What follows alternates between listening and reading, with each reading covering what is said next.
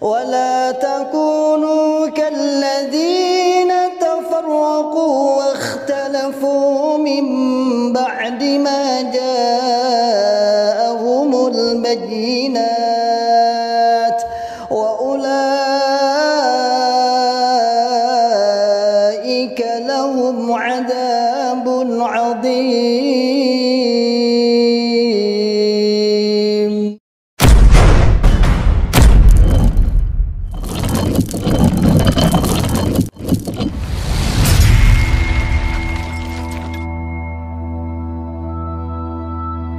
Bismillahirrahmanirrahim. Assalamualaikum warahmatullahi wabarakatuh.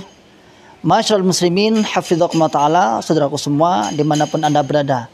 Alhamdulillah, biidznillah, saya sedang di depan pondok pesantren tahfidzul Quran PPTQ Himmah Aliyah yang bertempat di Dukuh Pandian, Desa Karanglo, Kecamatan Tangmau, Kabupaten Karanganyar, Jawa Tengah. Alhamdulillah, biidznillah, pondok ini berdiri di lereng Gunung Lawu, pondok setingkat SMA, Pondok Putri, yang santrinya berjumlah 34 santriwati. Program 3 tahun dan 1 tahun tambah untuk pengabdian. Masyarul muslimin, hafizakumullah ta'ala, saat ini kami sedang membangun sarana prasarana untuk kelangsungan, untuk penyempurnaan sarana pendidikan PPTQ Himmah Aliyah.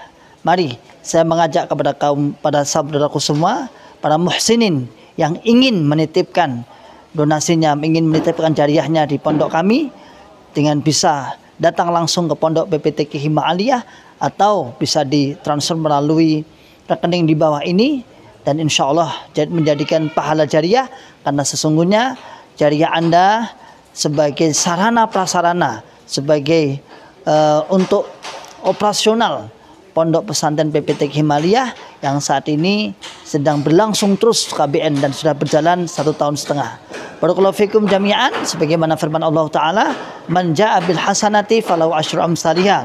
Barang siapa yang beramal 1, maka oleh Allah Subhanahu wa taala akan ditingkatkan 10 kali lipat. Insyaallah demikian dari kami. Jazakumullahu khairan katsiran. Barakallahu fikum jami'an. Assalamualaikum warahmatullahi wabarakatuh. Alhamdulillahirabbil alamin, asyhadu an la ilaha illallah wa asyhadu anna Muhammadar Rasulullah sallallahu alaihi wasallam wa ala alihi washabihi amma ba'd. Alhamdulillahirabbil alamin, para pemirsa Ribat Channel. Alhamdulillahirabbil alamin, kita bersyukur kepada Allah kita bisa berjumpa lagi dalam acara Salam Akal Sehat, Salam Akal Waras. Dan alhamdulillah kita bertepatan pada saat ini kita bisa sowan kepada Al-Ustadz Tahiyat Mustafa. Beliau adalah salah satu mantan Cokam, mantan Islam Jamaah, yang dulunya beliau didapuk beberapa dapuan. Antara lain beliau adalah salah satu mubalik daerah Jumapolo Karanganyar, dan kebetulan beliau juga seorang kiai kelompok, ulil amri ya berarti, insyaallah ulil amri, dan salah satu ketua tahfidz desa. Ketua tahfidz desa yang sekarang bubar kayaknya ya. Bubar, gitu. Assalamualaikum Ustaz Mustafa. Waalaikumsalam warahmatullahi wabarakatuh. Gimana kabarnya? Alhamdulillah. Alhamdulillah. Ini rumahnya sampean ini agak dekat ya dengan rumahnya Pak Yai. Iya. Masya Allah. Mepet. Tangga. Nggak ada gang, tapi langsung mepet itu ya. Dengan rumahnya Pak Yai daerah dan masjidnya Pak Yai daerah. Iya. Masya Allah, luar biasa berarti. Alhamdulillah kuat ya Mas. Alhamdulillah. Ya. Ini Ustadz Mustafa, alhamdulillah kita bisa sowan di sini, ya ingin istilahnya kita ngudoroso cara wong Jawa itu apa ya?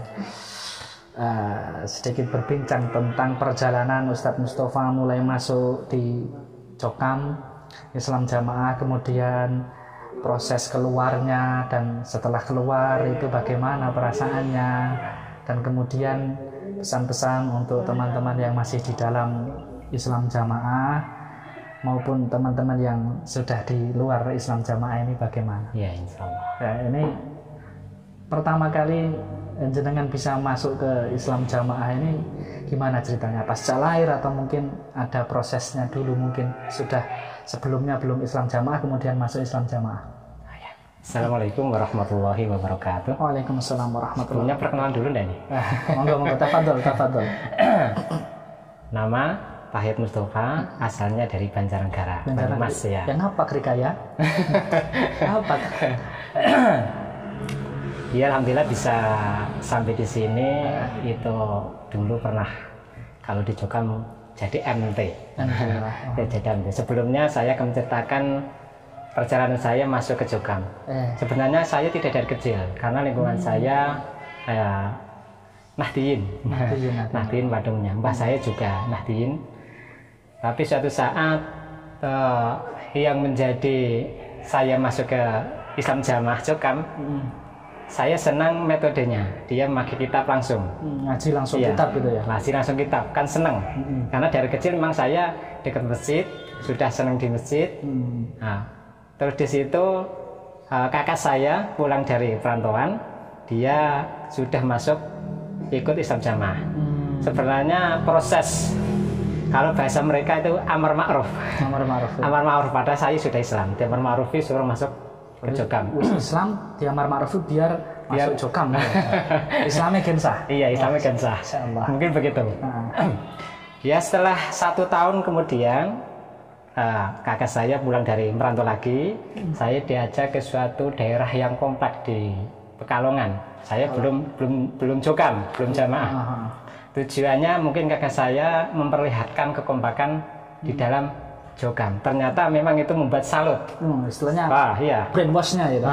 Di otaknya didelokke, diperlihatkan kekompakan Jokam. Iya, di salah satu wilayah di Pekalongan, di Wiradesa sana. Terus di situ ternyata kakak saya bisa ngobrol ngalung itu dengan orang sana. Setelah pulang saya tanya, Mas, apa jenengan itu sebelumnya kenal itu? Enggak, memang di Jokam ya begini. Di Jokam ya begini. Saya belum kenal. Itulah bukti bahwa Jokam Islam Jamaah itu adalah benar. Nyedulur. Iya, nyedulur sama golongannya. Tidak seperti yang lain-lain, kalau bahasa mereka home itu tidak nyedulur. Gitu. Nah, setelah itu karena saya sudah di hati saya sudah ada benih-benih senang ngaji gitu lah ya. Dan di situ juga ada kekompakan. Di situ melihat saya diajak kakak saya ke suatu daerah di Pekalongan sana. Terus timbul akhirnya saya diajak mencari pengajian. Kalau bahasa mereka mencari tempat sambung. Sambung biar nggak putus sambung. Iya, biar sambung sebagaimana listrik gitu. Boleh pelangkat 3-5-4 meter gitu. Iya. Kalau dulu tidak ada di sana karena sekarang minoritas. Minoritas. Jadi tidak, jadi tempatnya di dalam itu. Agak jauh berarti. Iya. Dari cari jalan raya agak masuk. 3-5-4 kilometer berarti. Jauh berarti. Iya. Jadi sekitar dari rumah saya ya 3,5 kilo atau 4 kilo. Diajak berjalan dulu. Tidak pakai karena dulu belum ada sepeda motor. Banyak yang tidak punya sepeda motor. Akhirnya jalan ke sana, dipertemukan dengan salah satu pengurus sana. Terus di situ diajak malamnya lagi acara sambung. Nah, di situ langsung baca bawa Quran, bawa kitab. Nah, tambah mantep. Tambah tertarik, tambah tertarik. Ya, kemudian gini Ustaz. Setelah jenengan masuk di Jokam, kemudian otomatis di beat juga ya, di beat ke Kediri biar Islamnya sah. Itu waktu itu perasaan jenengan bagaimana ini? Ini Islam, orang dianggap Islamnya sah, dianggap bisa surga ketika salaman dengan satu orang ini tuh perasaannya waktu itu gimana Ustaz? Ya sebelumnya saya ceritakan dulu, saya masuk Jokam tahun 99 awal. Waktu itu umur saya sekitar 19 tahun. Jadi sudah. Sudah agak mudeng lah istilahnya. Nah setelah itu di tempat saya diadakan pengajian Jokam. Baru 3 kali, akhirnya masyarakat kampus itu tidak setuju. Akhirnya ada penolakan. Bukan cuma satu dusun tapi satu kelurahan menolak semua.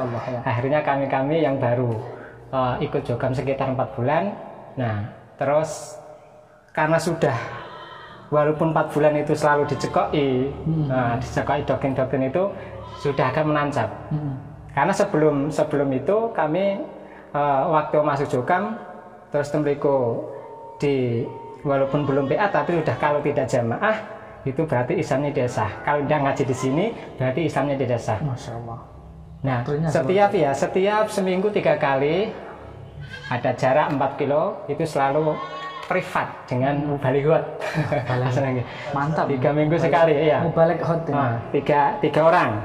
Saya yang satu ini sudah agak tidak patek seneng ngaji ning Jokam. Yang satu sekarang jadi penerobos daerah yang ada di Gresik sana. Yaitu 3 orang. Setiap mendapat ilmu dari mubalighotnya nanti disampaikan di rumah. Nah, sehingga inisiatif pengurus di situ diadakan pengajian, diadakan sambung lebar 3 kali. Ya di situ akhirnya para warga-warga situ udah senang, terus dibubarin. Karena kepahaman baru 4 bulan sudah menancap, akhirnya kami udah betah tinggal di rumah.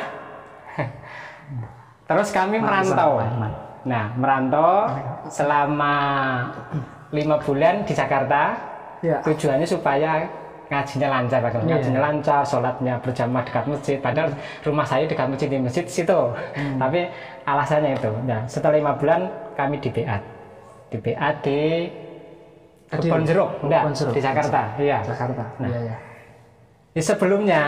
sebelum kami sudah diberitahukan bahwa seminggu lagi kami akan di BA, ternyata gagal, masih diundur 1 bulan yang akan datang. Berarti dalam waktu menunggu ini ibadahnya belum sah, Islamnya belum sah. Kami sudah khawatir karena kalau mati sewaktu-waktu kami sudah dicerangkan. Mati sewaktu-waktu mati jahiliyah. Dan kami juga diajak kakak saya, saudara-saudara saya yang Jokam. Kamu maksiat enggak apa-apa, belum ditulis dosa. Mantap ya berarti. Sebelum beat itu maksiat enggak apa-apa. Nanti kalau sudah beat dihapus dosa-dosanya. Dihapus dosa-dosanya. Kan ngeri karena kan dianggap kalau di luar itu kan kafir. Karena orang kafir berbuat maksiat kan enggak apa-apa. Nanti dengan adanya beat dosanya dihapus ya. Iya. Pemahamannya sampai seperti itu ya. Luar biasa. Ya, kemudian gini Ustaz. Setelah ya singkat saja ya. Iya. Setelah sampean mondok di Pondok Jokam otomatis ya, kemudian tugas di sini di Jatipuro ya. Jatipuro. Kemudian jenengan juga akhirnya kecantol di sini. Wah, kecantol. Sama-sama ya pejuang Jokam juga. Iya. Kemudian setelah itu singkat cerita prosesnya jenengan jadi mubalek di sini, balek daerah ya. Kemudian di situ apa itu kemudian jenengan jadi kiai kelompok ini. Bagaimana jenengan ketika jadi kiai kelompok ini ngurusi jamaah itu gimana? Karena di mana-mana jargon yang sering dikeluarkan Jokam ini di jamaah ini diramut oleh pengurus dari kelompok desa, dan sementara jenengan waktu itu jadi kiai kelompok ini, bagaimana peramutannya di Jokam ini sebenarnya yang diramut apanya dan bagaimana ini? Tapi kan kami juga penasaran, mungkin teman-teman yang belum pernah ikut di Jokam kan ya diramut itu maksudnya gimana itu ya? Sebenarnya bagaimana ya? Sebenarnya itu memang kalau kita mendengar penasihat-penasihat Jokam, para pengurus Jokam bahwa berhasilnya pengurus itu menarik harta jamaah sebanyak-banyaknya. Masya Allah. Iya, banyak-banyak, sehingga menarik untuk apa ini Ustaz ya? Kalau zaman dulu untuk sabilillah. Karena memang darinya begitu, merasa kita mengeluarkan harta sebanyak-banyaknya itu sabilillah. Berarti persenan itu ya, termasuk persenan. Dan juga dulu waktu kami jadi kiai kelompok, bahasa mereka kiai kelompok, itu ujung-ujungnya memang dalam musyawarah yang paling ditekankan itu masalah pembelaan, terutama masalah infak rezeki. Dan infak rezeki itu bahkan sampai kalau dulu kiai kelompok ini berjitihad. Ijtihad? Iya. Mujtahid. Jadi saya dulu berjitihad.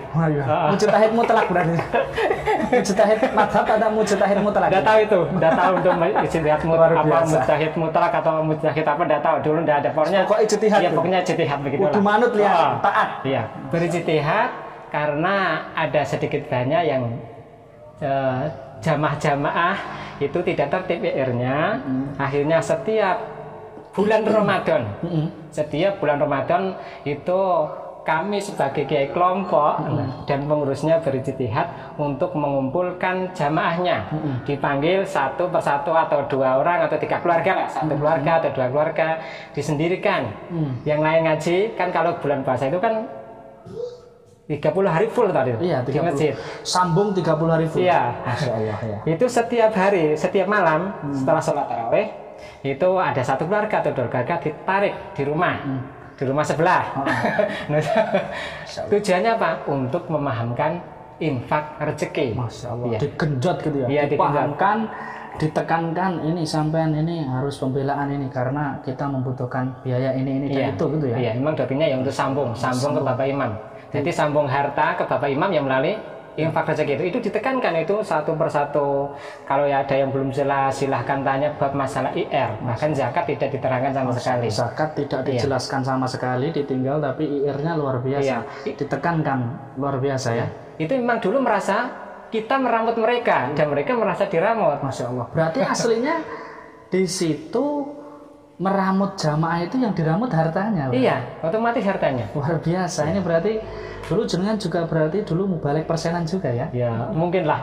Ini kan yang agak kasih mubalek persenan. Mubalek persenan.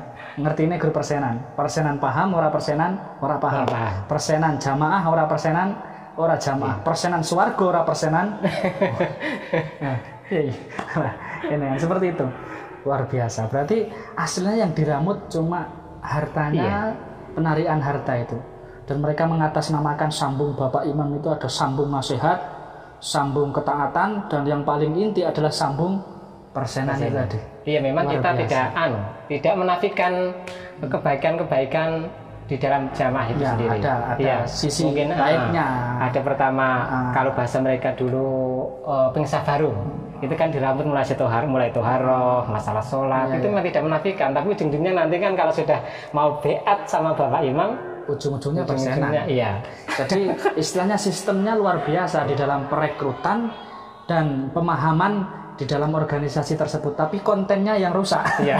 Isinya yang racun. Nah, ini seperti itu. Kemudian gini Ustaz.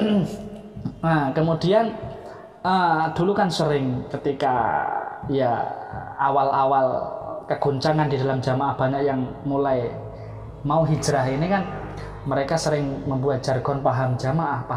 Sebenarnya dari bapak-bapak pengurus terutama dulu jenengan yang masih ada di Jokam jadi pengurus kelompok ini, paham jamaah ini maksudnya seperti apa? Apakah paham jamaah itu kemudian yang banyak ngerti ilmu, banyak ngaji kitab-kitab lainnya, kemudian hafal Quran? Apakah bagaimana yang dimaksud paham jamaah ini sebenarnya? Ya, kalau paham jamaah memang ya jamaah surga dan jamaah neraka, maksud mereka dia mengikuti akhir-akhirnya ke pengurus atau imamnya. Bahkan kalau mengucapkan atau dia berdalil dengan wa ma ya'lim sa'irullah fa inna min taqwal qulub, itu ujung-ujungnya dia terakhir ke pengurusnya. Dan termasuk syairnya Allah itu adalah tanda misalnya adalah pengurus. Yang lainnya dinafikan, nggak dijelaskan, bahkan nggak dijelaskan sama sekali justru kepengurusan itu. Seperti di surat firman Allah ya ayyuhalladzina amanu ati Allah wa ati Rasul wa ulil amri minkum. Ati Allah wa ati Rasul itu tidak diterangkan. Tapi wa ulil amri minkum itu diterangkan maksudnya ke Bapak Imam. Ayat selanjutnya tidak dijelaskan. Fa in tanazatum fi syai'in tidak diterangkan. Itu Rasul tidak diterangkan. Makanya dalil andalannya kan ya ayyuhalladzina amanu ati Allah wa ati Rasul wa ulil amri minkum. Jadi intinya ya manut, bukan taat. Berarti intinya kalau bisa kita simpulkan bahwasanya paham jamaah ini sih penting manut Bapak Imam, manut pengurus ya. Iya, manut Bapak Imam. Walaupun pandai hafal Quran, ya menghafal Quran, ngaji banyak kitab, tapi kalau tidak manut berarti tidak paham jamaah. Tidak paham jamaah. Masya Allah. Tidak berarti paham jamaah itu sebenarnya seperti itu para saudara. Jadi paham jamaah itu tolok ukurnya, kita pakai bahasa mereka ya, pinjam bahasa mereka. Tolok ukur paham jamaah adalah manut Bapak Imam. Walaupun itu ada dalilnya atau tidak, bahkan bertentangan dalil ataupun tidak. Mungkin sedikit bisa diceritakan Ustaz. Dulu katanya dengar-dengar ada ketika Bapak Yai daerah itu tangganya ya, kulone pas, Masya Allah. Ini pernah nasihat di forum daerah, katanya walaupun syirik apa-apa kalau Bapak Imam sudah memerintah, gimana itu ceritanya Ustaz? Itu pas gimana? Saya dengar-dengar itu ya, emang itu pas kalau tidak salah pas pengajian tak sambung pengurus atau tak gitu ya, lupa sudah lama. Iya, memang begitu. Memang ya kita harus kalau bahasa mereka harus budi luhur, walaupun itu menentang mungkin tidak sesuai dengan syariat sehingga mungkin dengan dalil. Sehingga di situ dari mubalek daerah insya Allah setelah mendengar nasihat ya kalau bukan saya nasihat. Kalau Jabul nasihat ya. Nasihat kita pinjam bahasa mereka. Setelah mendengar nasihat itu. Setelah mendengar nasihat itu bukan kamu nunggu lama, tapi kita langsung jadi satu itu. Jadi satu. Ya setelah itu ada perwakilan sowan untuk memberikan nasihat. Mengingatkan mereka. Emang pertama ya dia bisa pas waktu dari utusan kami utusan Mubalek daerah dia bisa menerima, tapi setelah 1 hari 2 hari ya mereka ya beliaunya kembali lagi. Jadi waktu itu ada pengajian sambung pengurus, imamnya menasihatkan walaupun itu musyrik, walaupun itu bertentangan dalil, kalau Bapak Imam sudah memerintahkan harus taat, wajib ditaati. Terus kemudian diingatkan oleh salah satu utusan Mubalek daerah, waktu itu bisa menerima, tapi lambat laun malah justru ndodro gitu ya. Tidak lambat tahun, berapa hari langsung ndodro. Masyaallah. Berarti sekarang gini Ustaz. Sebenarnya kalau kita bisa menyimpulkan dan bisa dilihat bahwasanya pengurus itu sampai berkata seperti itu. Yang sekelas imam daerah itu, imam daerah, ulil amri daerah. Ngupil amri apa ulil amri? Ulil amri daerah mengatakan sampai seperti itu. Itu sebenarnya pengurus ini sebenarnya ukurannya apa? Artinya harusnya kan bayangan kita itu yang ngurusi jamaah, ngurusi orang-orang jamaahnya kan orang-orang berilmu, pandangan kita kan seperti itu. Nah sekarang ada orang yang sampai berkata seperti itu kan menunjukkan apa itu? Ilmunya ada apa enggak, atau bagaimana sebenarnya tolok ukur jadi pengurus itu apa di dalam Jokam ini? Sebenarnya jauh singkat saja, tolak ukur pengurus ya yang manut kepada pengurus yang di atasnya, yang loyal dengan pengurus yang di atas itu adalah tolak ukur pengurus. Walaupun pengurus itu berbicara sesuai dengan dalil, maka dia tidak dipergunakan. Contohnya dulu saya berpengalaman ada ya Mubalek, 4 Mubalek itu karena dia tergabung di Satria Baja Hitam. Taskom. Iya. Karena saya sama-sama baliknya loh. Saya nasihati begini-begini udah boleh. Alasannya ya menunggu jalan. Nah kalau jalan tunggu sebenarnya setiap hari. Nah, tapi mereka tidak menerima. Ini sudah jadi alasan saya untuk menghadap Allah, sudah menasihati kalian. Jadi setelah itu intinya apa? Istilahnya dikatakan pengurus itu kalau loyal dengan atasannya itu dikatakan paham, nanti akan diangkat jadi pengurus. Walaupun berilmu, ngerti dalil katakan ya. Di dalam Jokam ngerti dalil Mubalek, tapi kalau kok bertentangan atau berseberangan dengan pengurus di atasnya, maka dikatakan tidak paham, tidak ridho dengan ijtihad imam gitu ya. Iya. Jadi tolak ukur pengurus, tolak ukur kepahaman jamaah adalah loyal dengan pimpinan di atasnya, bukan berdasarkan ilmu. Masya Allah, padahal itu katanya ngeramut jamaah yang katanya satu daerah itu ribuan, bahkan puluhan ribu. Di situ nggak ada ilmunya, artinya kan seperti itu. Kalau kita mau jujur seperti itu ya, nggak ada ilmunya, yang penting loyal dengan atasannya, meramut. Jadi pengarep, jadi orang yang di depan, meramut jamaah. Masya Allah, mau dibawa kemana hubungan kita? Mau dibawa kemana hubungan kita? Pokok ngerti persenan, manut karo dhuwur ya ini. Ya itu, yang pol itu. Loh, berarti kan aslinya mereka itu sekarang ada istilah juga pengurus persenan juga berarti ya. Bukan cuma Mubalek persenan, tapi pengurus persenan. Kemudian singkat saja Ustaz. Kita persingkat.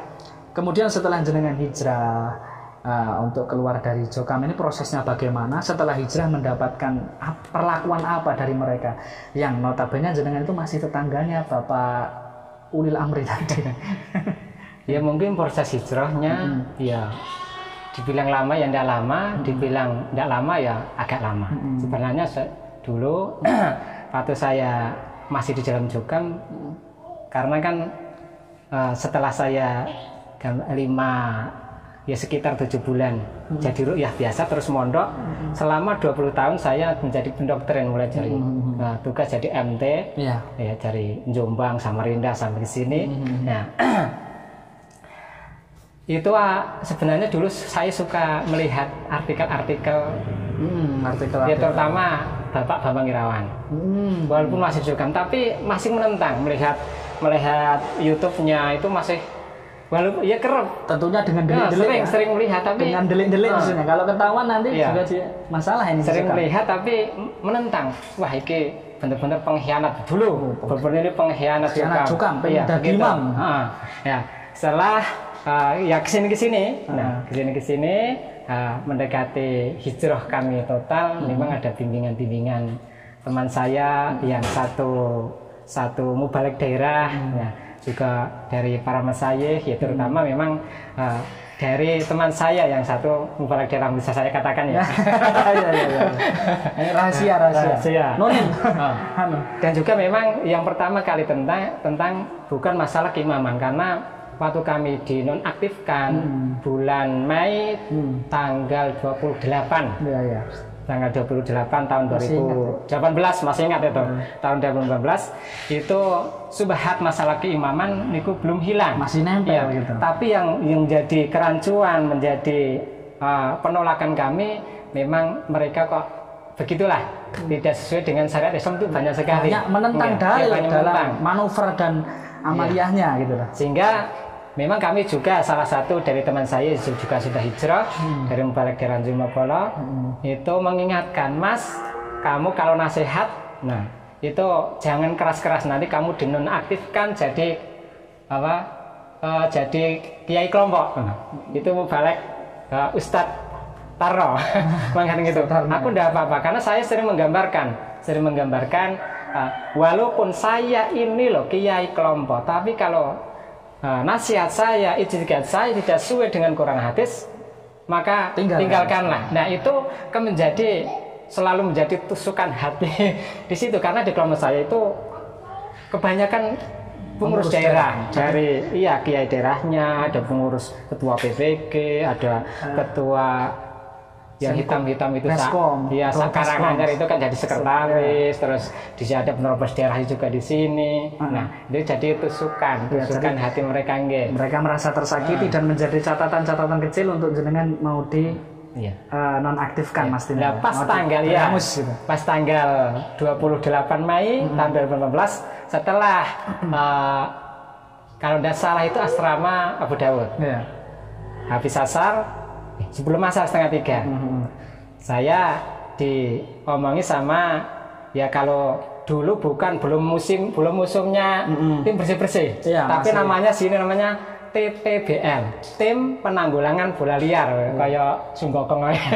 Tim penanganan bola liar. Tim penanggulangan bola liar.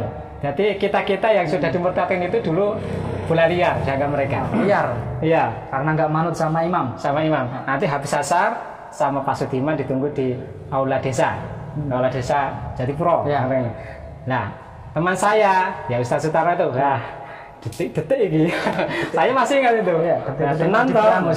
Setelah itu ternyata perkiraan Mas Tarno benar, kami dinonaktifkan tanpa syarat. Memang itu pas waktu kami di sidang itu bulat. Dari tim penanggulangan bola liar itu bulat. Tak kira tim penanggulangan bencana alam. Intinya penanggulangan bola liar. Intinya ditanya, bagaimana menurutmu tentang Mubalik Pagumu yang dinonaktifkan? Nah, kalau menurut saya itu kehidupannya tidak sehari-hari dengan mereka.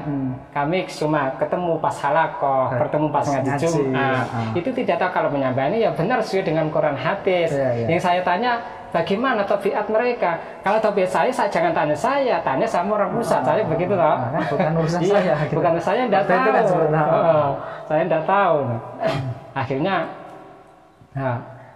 kami ditanya, kesalahan saya apa? Karena aku sebagai manusia biasa loh, saya sebagai manusia biasa kadang tidak tahu kesalahan saya ini apa. Makanya disebutkan kesalahan saya apa. Terus kalau ada yang melaporkan, siapa yang melaporkan?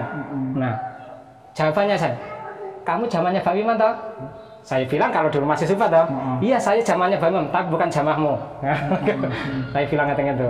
Nah, terus lama-lama ada 1 jam, hampir 2 jam. Setelah itu ada salah satu dari tim penanggulangan bola liar itu mengatakan, berarti ini Mas Tovan tidak mau tobat. Jangan dulu tidak mau tobat, karena saya sudah mundurkan diri. Saya tidak mau, kalau saya mundurkan diri dari kiai kelompok, berarti saya mengakui saya salah. Jadi saya tidak mau dipaksa untuk mengundurkan diri dan dipaksa untuk salah. Kalau ibaratnya ini kan bukan tersangka, dipaksa jadi tersangka dan dijebloskan ke penjara. Iya, mungkin begitu. Jadi dipaksa jadi tersangka, digebuki kon ngaku nek dadi tersangka berbuat kejahatan, kemudian suruh mengundurkan diri.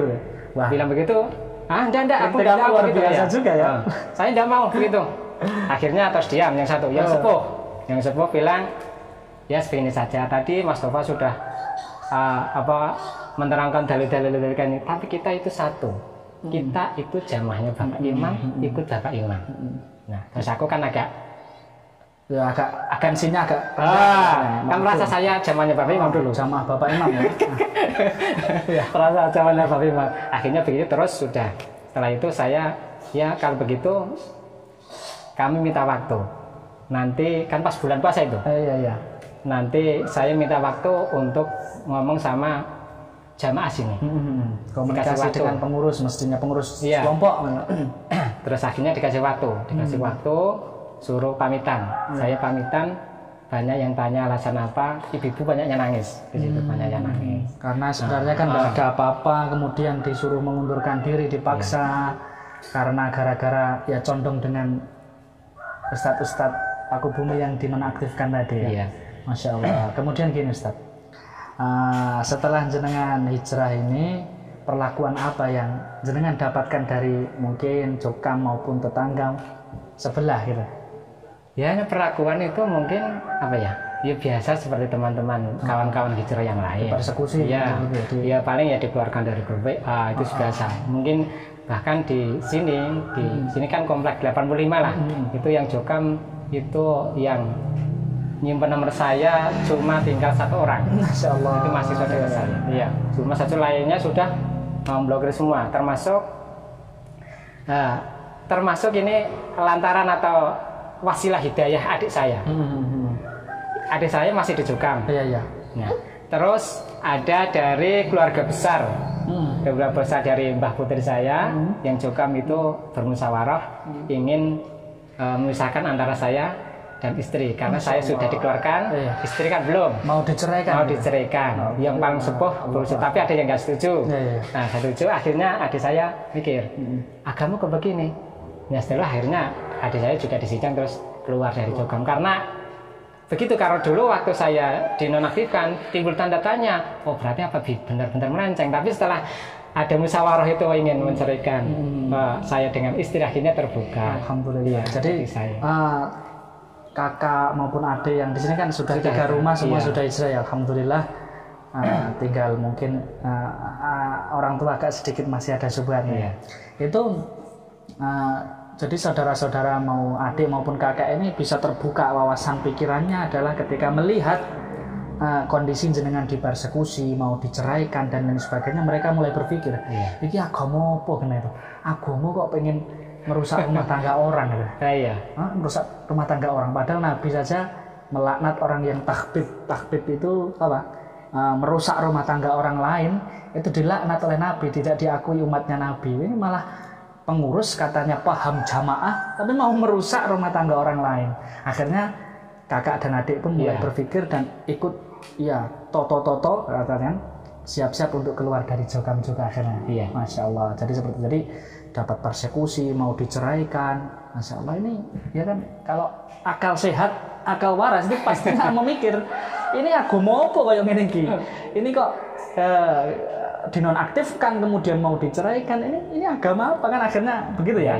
Dan alhamdulillah sudah keluar. Dan gini Ustaz, katanya ini banyak teman-teman itu yang sebagian masih mengeluhkan ada istrinya yang belum sepemahaman, belum terbuka wawasannya. Ini mungkin bisa diceritakan pengalaman jenengan ketika menyadarkan istri. Katanya ini kabarnya istri ya ketika mau diajak hijrah katanya agak alot gitu. Katanya sampai berminggu-minggu agak terjadi perang dingin dengan istri. Ini mungkin bisa diceritakan bagaimana pengalaman antum menyadarkan istri, memberi wawasan kepada istri, membuka pikirannya istri sehingga bisa mau hijrah dari kesesatan Islam jamaah ini. Ya alhamdulillah, memang sekarang istri sudah hijrah. Memang pertama yang perlu diberikan masukan adalah istri, karena istri itu sebagai seorang perempuan itu belahan jiwa. Pendamping hidup, belahan jiwa. Kalau ini bisa terjadi beda, ini kan nanti pengurus tambah nge-strong untuk menceraikan. Tapi memang dari awal memang istri tidak mempunyai pikiran nanti harus pisah tidak. Tapi memang ya ada sedikit alot, tapi sedikit demi sedikit ya. Karena waktu jarak setahun itu. 1 tahun. Iya, Jadi prosesnya tahun. istri Iya. bisa subatnya hilang itu 1 tahun. Iya. Masya Allah. Tapi alhamdulillah istri Sabar ya. walaupun begitu, tapi dia mengizinkan saya untuk bertemu dengan kawan-kawan yang sudah hijrah. Itu adalah satu poin yang saya. Satu poin yang istri baik. Menurut jenengan, artinya jenengan masih bisa berhubungan dengan kawan hijrah untuk saling memperkuat batin dan kondisinya ya berarti ya. Masya Allah, 1 tahun jenengan sabar. Ini mungkin bisa jadi motivasi teman-teman yang mungkin istrinya belum satu pemahaman untuk bisa tetap sabar, tetap dakwah, tetap dengan kalimat-kalimat yang baik, dan jangan sampai sekali-kali mengeluarkan kalimat-kalimat untuk emosional yang akhirnya pengurus tambah semangat untuk memisahkan ya, berarti seperti itu. Masya Allah, ini bisa dicontoh para memang dulu begini ya, begini waktu kami sudah dinonaktifkan, kami memang masih rutin di situ. Sebenarnya hati kami sudah di luar, tapi ya masih karena masjid adanya itu. Ya, itu terus istri masih mendaki. Bahkan sampai kami dikeluarkan dari situ, itu saya sendiri masih ikut pengajian situ karena istri itu melihat nanti bagaimana anaknya bagaimana gitu. Saya setelah dikeluarkan masih situ. Akhirnya saya didatengin sama kiai kelompoknya. Kiai kelompoknya suruh tidak boleh ikut kajian, padahal saya sudah dikeluarkan dari situ. Karena saya masih sama istri. Ini sedikit Ustaz, ini waktunya juga sudah mau kita terbatas ya. Katanya dulu ceritanya pernah nulungi Pak Yai daerah jatuh, kemudian ada perlakuan gimana, coba bisa diceritakan Ustaz? Itu kan ada kabar yang kalau ini bisa dikeluarkan di Jokam, ini kan sesuatu yang memalukan. Pak Yai daerah jatuh ditolong sama mantan itu. Ini bisa diceritakan. Kalau menurut saya tidak enak itu. Tidak enak karena kami itu tangga. Tangga. Ini nggak diceritakan berarti. Nah, ini kan agak unik dan lucu gitu. Rahasia kita berdua saja. Kemudian pesan-pesan untuk teman-teman yang masih di dalam dan belum hijrah atau mungkin sudah memahami tentang kesesatan Jokam tapi masih bertahan di dalam, dan teman-teman yang sudah hijrah ini pesannya apa Ustaz? Kalau teman-teman yang masih di dalam dulu mungkin. Kalau pesan saya untuk teman-teman yang masih di dalam, terutama yang sudah mulai mengintip, mengintip dan mengintip channel-channel dan media-medianya. Ini gimana? Ya, sebenarnya hanya pikiran kita kalau kita keluar dari Jokam terus begini. Sebenarnya Jokam terus begini terus Jokam nanti begini. Sebenarnya enggak. Setelah kita keluar dari Jokam justru kita merasa kita longgar, kita enjoy, kita bisa menemukan saudara-saudara yang lebih banyak. Masya Allah. Ya, saudara di luar Jokam banyak sekali. Sangat banyak sekali. Justru mereka lebihnya dulu lebih bisa menghargai kita daripada kalau di dalam Jokam itu menghargai kita karena kita itu pengurus. Kalau jamaah biasa sebenarnya tidak dihormati. Kalau jamaah pada muslim pada umumnya itu tidak membeda-bedakan, artinya seperti itu. Kemudian untuk teman-teman yang mungkin masih belum sadar, masih nganggep jamaah ini jalan tunggal, jalan yang tujuannya janggal, ini gimana ini? Mungkin pesan-pesan yang masih kengkeng alot di dalam Jokam ini Ustaz. Kalau itu bagaimana ya? Agak susah ya. Agak susah ya. Kalau saya ya seperti pesan-pesan yang lainnya, ya berpikir kita kan di era informasi yang sangat terbuka itu, kita bisa melihat channel-channel, ya terutama ya channel Ustadz Rifat, itu bisa terbuka pikirannya, walaupun mungkin belum berani ya di situ dulu tidak apa-apa, karena di sini juga di tetangga-tetangga kami itu banyak ada yang mengatakan kami sebenarnya kepingin keluar tapi takut. Ada yang mengatakan kami sebenarnya iya di sini banyak bunglonnya di Jatipura ini.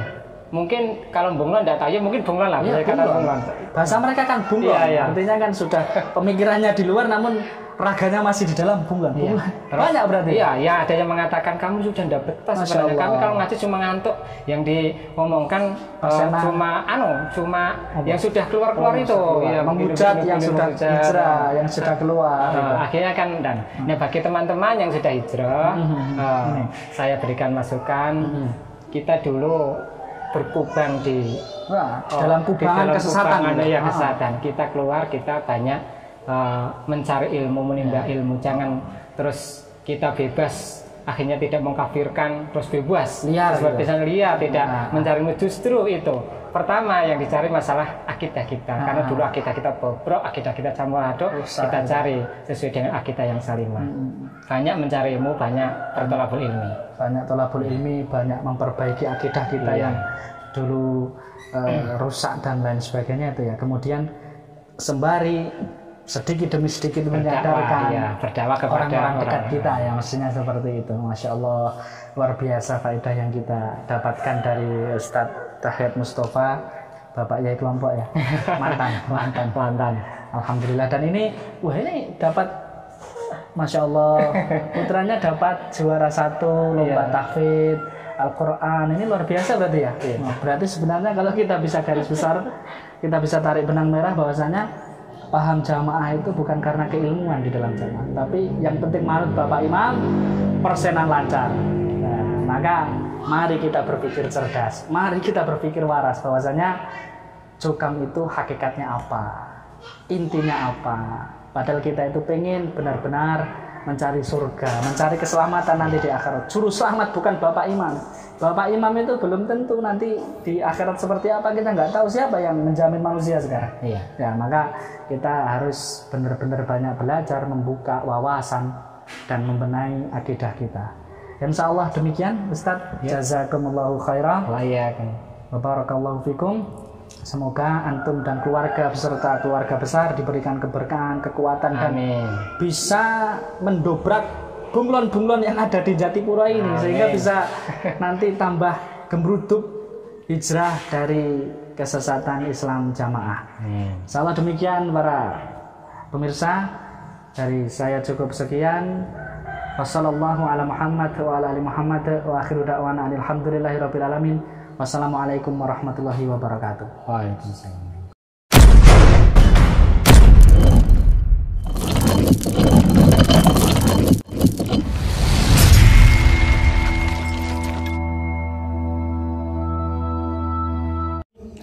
ولا تكونوا كالذين تفرقوا واختلفوا من بعد ما جاءهم البينات وأولئك لهم عذاب عظيم.